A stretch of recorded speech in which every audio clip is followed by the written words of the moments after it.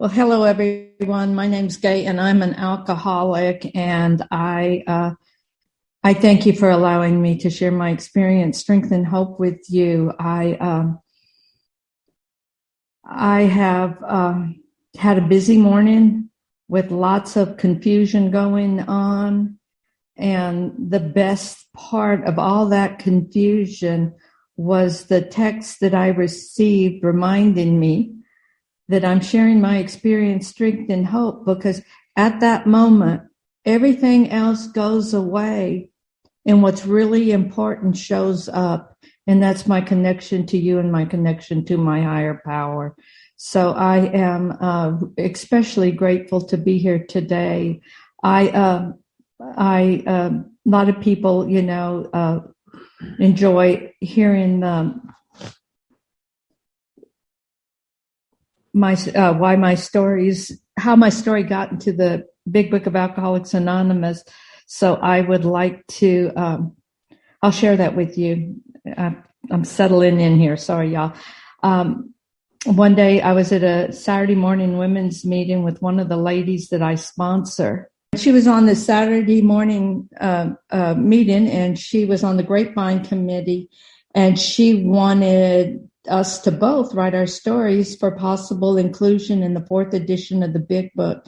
And so I thought it was kind of silly. I was in school at the time, but I did it. And 3.5 years later, I got a letter in the mail that said the 4th edition had been approved and my story had been selected to be in our book. And that was just quite an amazing experience, to be included in that way. And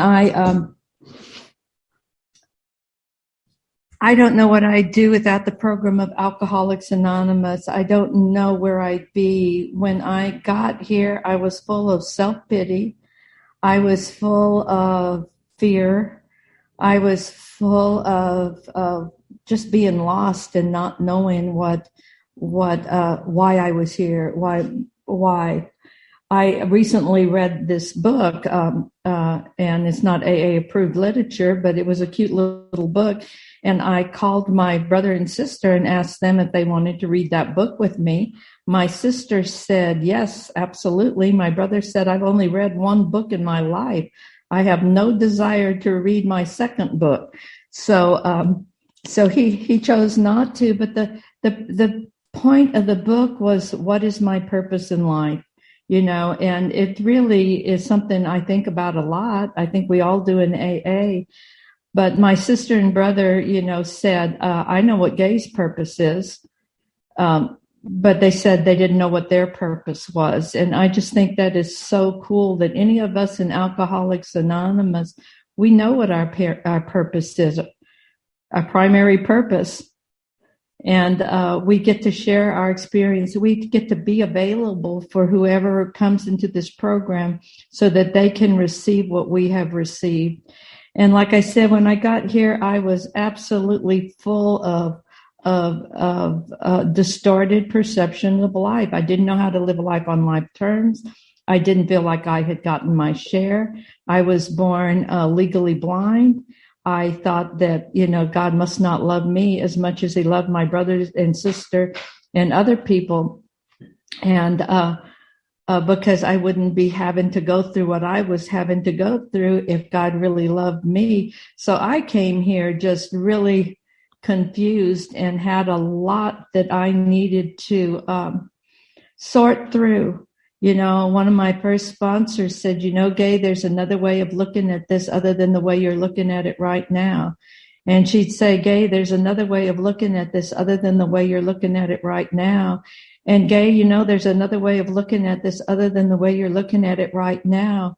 And, I like that part in the Big Book where, some of us try to let go of our old ideas and the result was nil till we let go absolutely. And I needed a whole new way to look at life. Sometimes I share that I believe today that we can rearrange our thoughts the way we rearrange furniture. But sometimes there's a piece of furniture that's too heavy to move. And that's where y'all come in. You help me rearrange these thoughts and live in a world that's gentle, not harsh, a a world that's connective, a world where I'm part of life. I was sharing this with my brother and sister too recently. I had taken my son on a cruise to Alaska quite a few years ago, and we were sitting by the glaciers, and my son looked at me and he said, "Mom, I feel insignificant." And I said, I feel significant because I'm connected to all of this. In AA, we learn that each one of us is valued and each one of us counts and each one of us matters.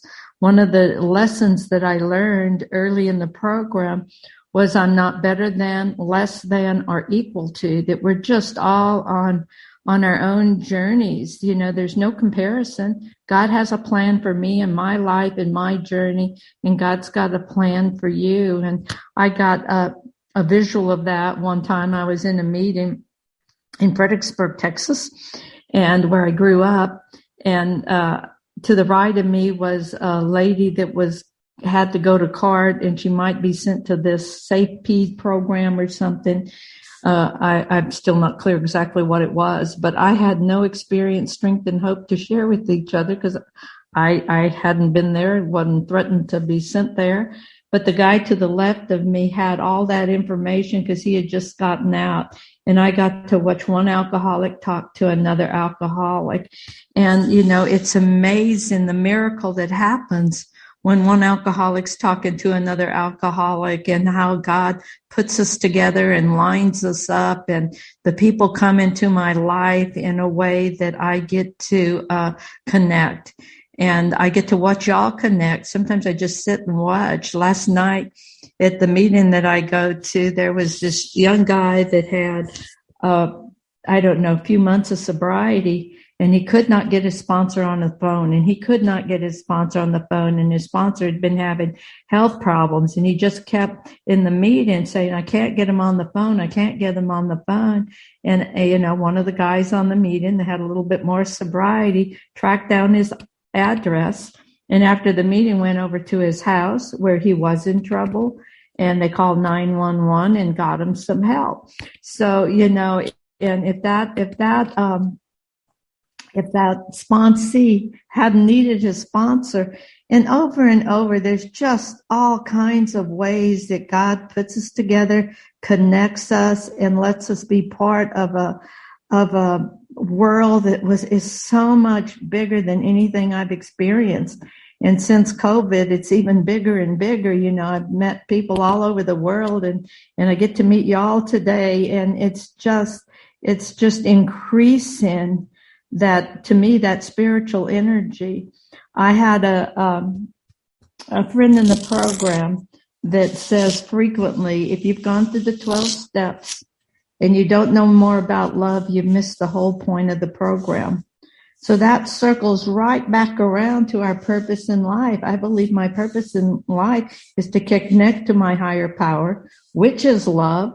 And then, I call my higher power love energy. And with this love energy, I get to live life differently than I've ever lived before. I still have those days where I can wake up depressed, full of self-pity, fearful.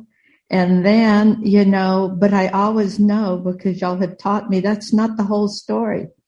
That is just part of what's going on.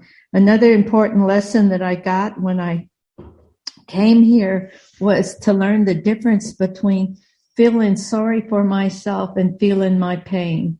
I had nowhere in my life ran across, my parents meant well, but they say, well, you can't, you got this visual problem, but those people don't have this or that, and, I wasn't trying to compare myself to anyone. I was just feeling my own pain and my own sadness. So y'all allowed that, but you didn't let me sit in that self-pity, and you helped me rearrange those thoughts and the ways of looking at my own life where it was important and valuable and meaningful. And this has just been a journey into living in the sunlight of the spirit, connected to my higher power. The whole program, I believe, is to get rid of all those obstacles that block me from experiencing my higher power. And those steps give me the perfect tool to be able to untangle those belief systems of better than, less than, fearful, ego, pride, acceptance. I get to untangle all that stuff. And when I do, it moves me into this realm of being connected to my higher power. Before, I would almost be jealous. Not almost. Before, I was jealous, in high school when all my friends were getting their driver's license and I couldn't. That was extremely painful. But today, I trust my life with my higher power and my purpose in a way that I never had before. So going back into a little of what it was like, my parents had their first child, got married, and they only had a few dates and they got married, and my dad was in the service. And when he came home, they got pregnant, and they had a little boy. And when that little boy was about 2 years old, somewhere around that age, I get all these times and dates mixed up, but somewhere around that age, my dad was playing baseball with the local team.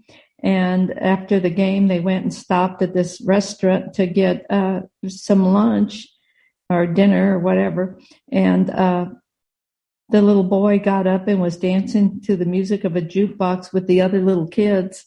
And my parents placed their orders, and when they looked up, he was gone. So they ran out of the restaurant looking for him, and they found him with his head between a wheel of a car and a curb. And they called the ambulance, and my mother held him, and they drove the 20 miles or however far it was to the nearest hospital, where he was pronounced dead on arrival. That I tell that story because it kind of explains the environment that I grew up in.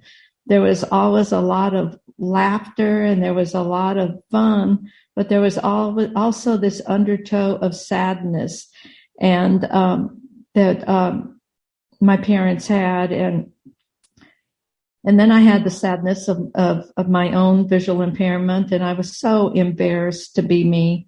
I didn't want to be the kid that was different in school. I wanted to just be part of life. I didn't want to be always picked out to be special. I'm the one that needed help. I'm the one that needed information off the blackboard. I'm the one that needed, big print, and I'm the one that needed, or I couldn't participate in the games the other kids could participate in it at recess. And I just wanted to be part of. I still want to be part of. I still don't like to be singled out as special or different or handicapped or, but today's day, it's okay because I trust the journey that God has. But to get to be part of Alcoholics Anonymous was such a gift. We are all inclusive. My brother was asking me, what is this higher power that y'all talk about? Is that God? I said, AA is all inclusive. God appears, the higher power appears to all people in different ways, with using different words, different religious backgrounds. I said, we just include everybody.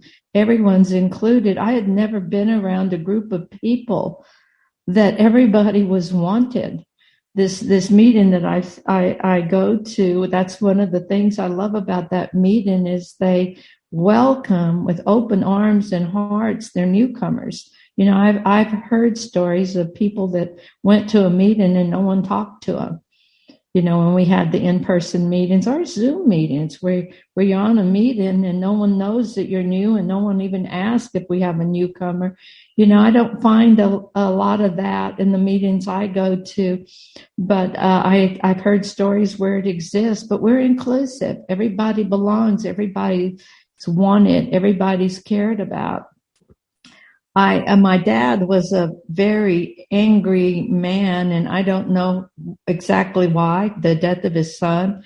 he had a bad experience in the military. His childhood, I really don't know, but he was a very angry man, and he would tell me things like I was dumb, stupid, and lazy on a daily basis.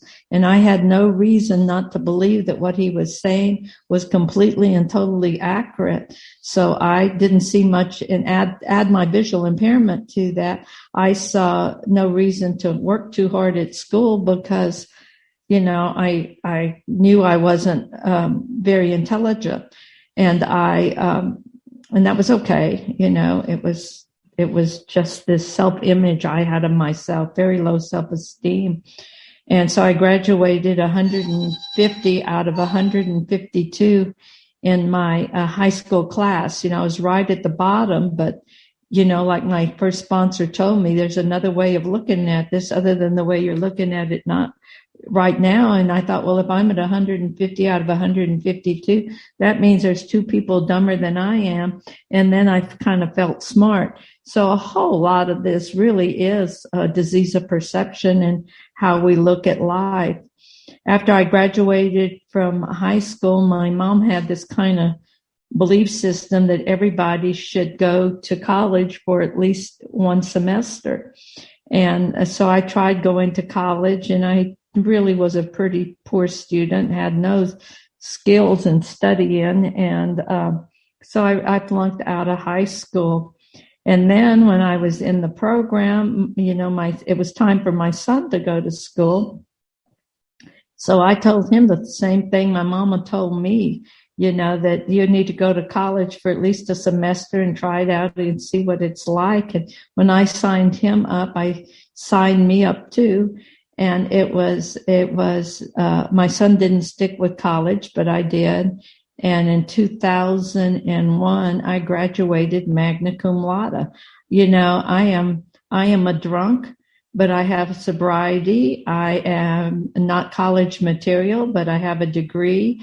And, y'all just kept teaching me miracles happen. The age of miracles is still with us. And I believe that today. I believe that those miracles still exist and still happens. I believe that today, but I can't remember that today.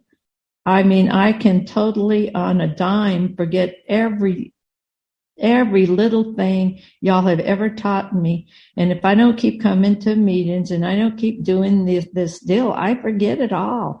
I'm glad y'all taught me that I cannot make it on yesterday's sobriety. I have to keep doing this deal.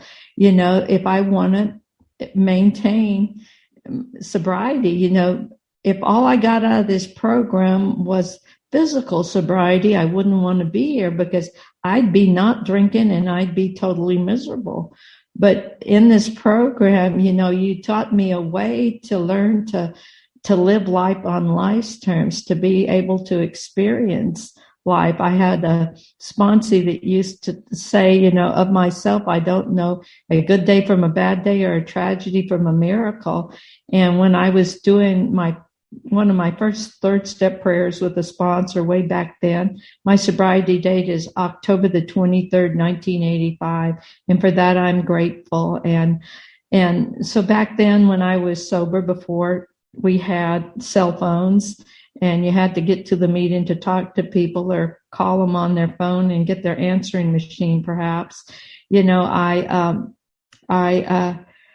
I heard this story about the time I did my third step prayer that really stuck with me and really changed my life, and it was a story about this old man and this young man that were standing by this corral. And the young man looked at the old man and said, "This is a good day." And the old man said, "We'll see." And the young man, all the horses ran away. And the young man said, "This is a bad day." And the old man said, "We'll see."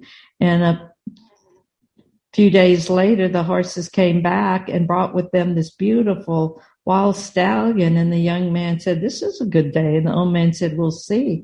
And the young man tried to get on that horse and ride it and fell off and broke his leg. And he said, "This is a bad day." And the old man said, "We'll see." And then war broke out and they came to get him. And he couldn't go because his leg was broken. He said, "This is a good day. And the old man said, we'll see. And, I heard that about the time I did my third step prayer.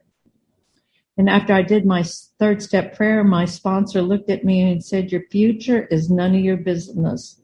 And oh my goodness, I needed to hear that, because I would not have been able to guess or predict or even choose some of the things that have happened in the last 36 years of my sobriety. There've been lots. You can't be sober this long and not have life happen.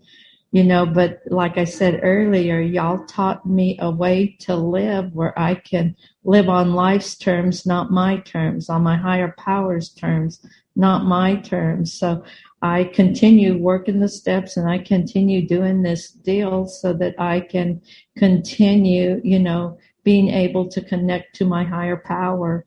I don't know what my future holds. None of us do. All we do know is that life is terminal, and we all know the direction we're headed. We just don't know the time frame, and we don't know those twists and turns that are going to happen. And y'all never promised me that I was going to be happy, joyous, and free all the time. But when I got to this program, you promised me that I could be taught a way of life, that if I would do it, that I would learn a way of life to respond to life no matter what was happening, no matter, what, that I'd be able to learn how to respond to life by walking through the steps, getting rid of the fears, facing life on life terms, trusting my higher power, and making those movements. And, I've always been one of those that like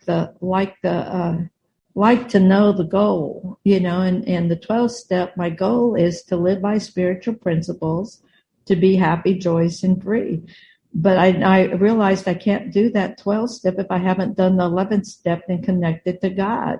And I can't do the 11th step and connect to God if I haven't done the 10th step to be current. So there's nothing blocking me from my higher power.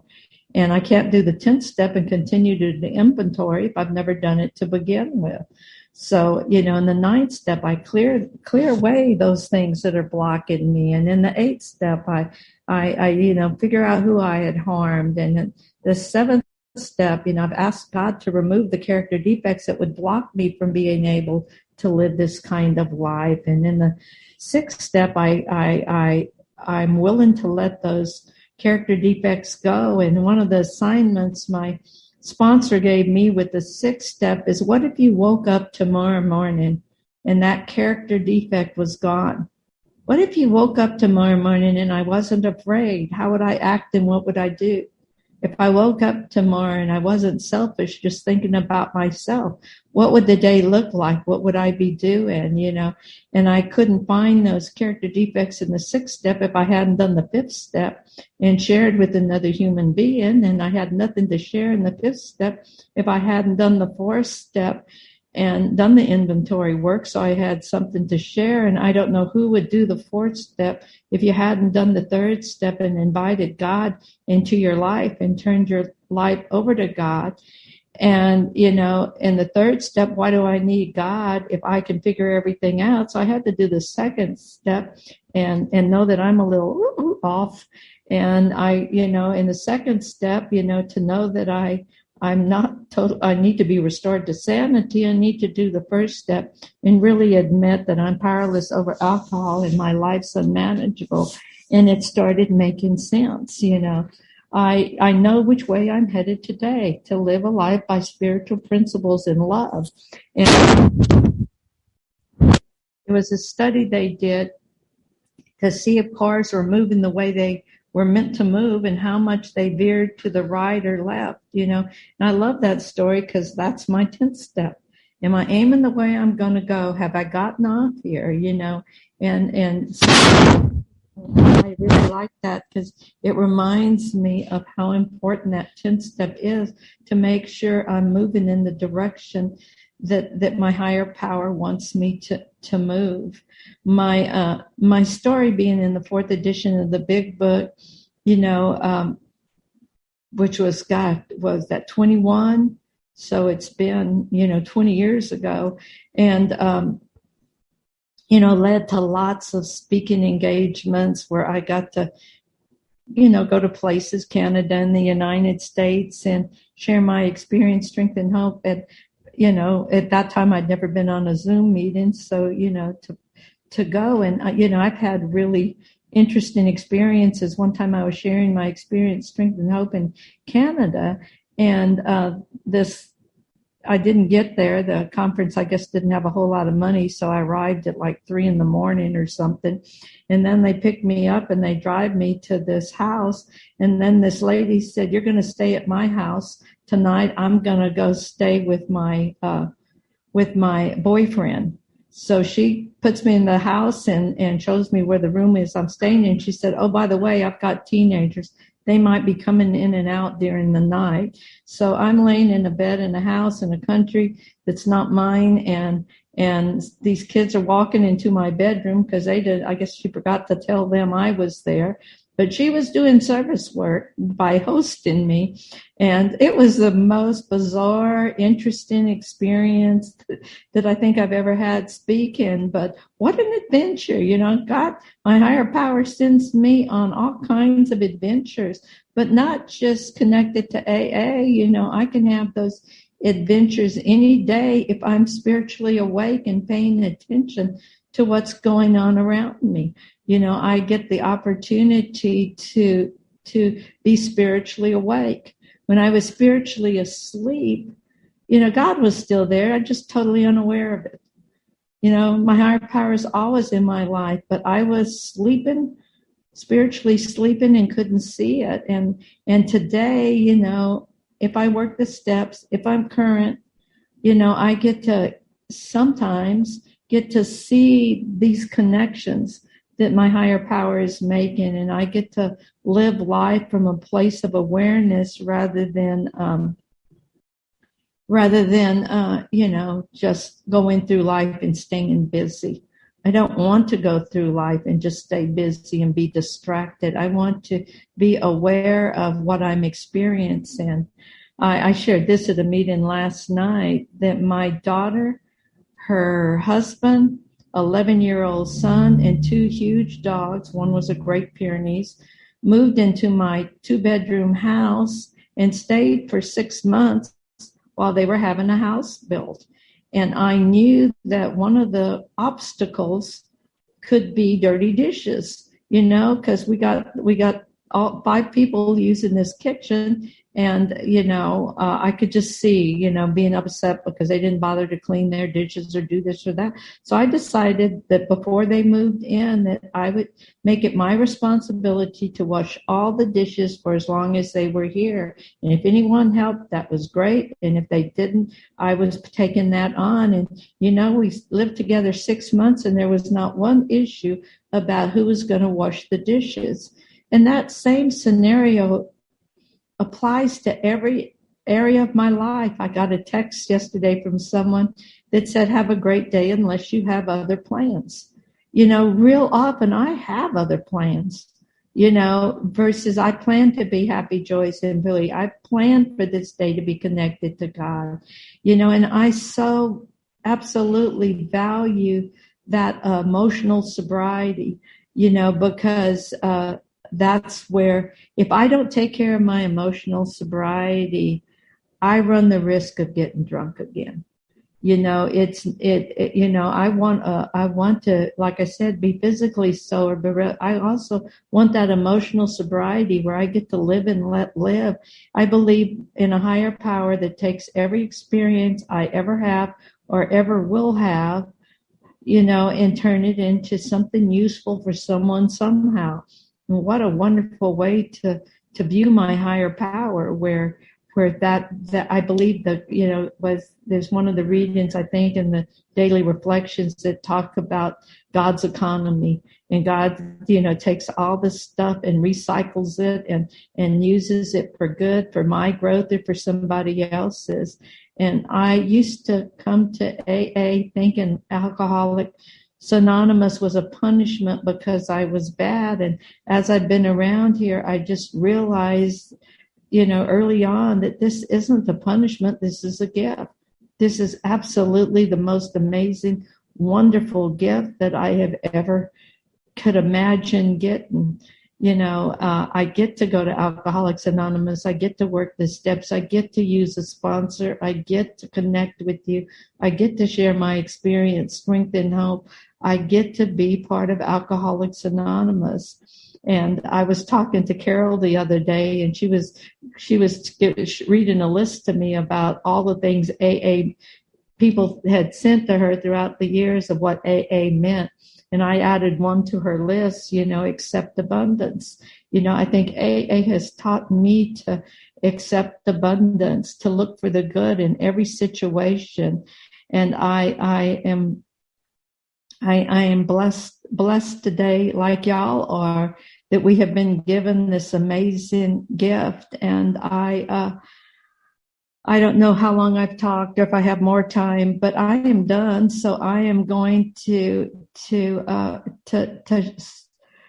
cut off my talk. And if there's extra time, then I guess y'all can share. But I am the program of AA keeps me accepting abundance, keeps me having the purpose of being the best gay I know how to be.